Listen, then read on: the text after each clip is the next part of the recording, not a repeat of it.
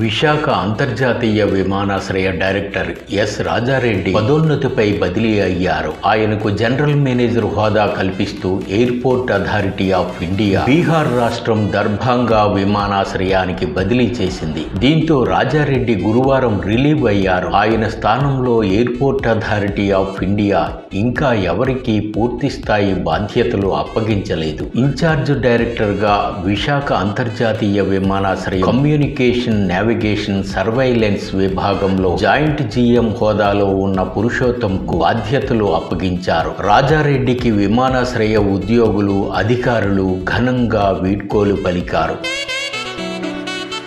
రాజారెడ్డికి airport authority of ఇండియాలో మంచి పేరు ఉంది. 2023 జూన్లో ఆయన విశాఖ విమానాశ్రయ డైరెక్టర్గా బాధ్యతలు స్వీకరించారు. 19 నెలల పాటు ఇక్కడ డైరెక్టర్గా సేవలందించారు. విశాఖ విమానాశ్రయ డైరెక్టర్గా ఆయన ప్రయాణికుల మౌలిక సదుపాయాల కల్పనకు ప్రాధాన్యం ఇచ్చారు. కోవిడ్ కారణంగా 3 ఏళ్ల పాటు నిలిచిపోయిన బాంకాక్, కౌలాలంపూర్లకు ఎయిర్ ఏషియా విమానాలను అందుబాటులోకి రప్పించారు. విశాఖ నుంచి విజయవాడ విమానాశ్రయానికి ఎయిర్ ఇండియా ఎక్స్ప్రెస్ అదనపు విమాన సర్వీసు ఆయన హయాంలోనే వచ్చింది. ప్రయాణికులకు సదుపాయంగా 10 అదనపు చెక్-ఇన్ కౌంటర్లు ప్రారంభించారు. డీజీ యాత్ర యాప్ సౌకర్యాన్ని కేంద్ర పౌర విమానయాన శాఖ మంత్రి కింజరాపు రామ్మోహన్ నాయుడు రాజారెడ్డి సమక్షంలోనే ప్రారంభించారు. ఇంకా ఆయన విశాఖ విమానాశ్రయంలో డొమెస్టిక్ లో వాణిజ్య దుకాణాల పెంపు, ఎయిర్ లాంజ్ సౌకర్యాలను కల్పించారు. కరాసా వద్ద దీర్ఘకాలంగా ఉన్న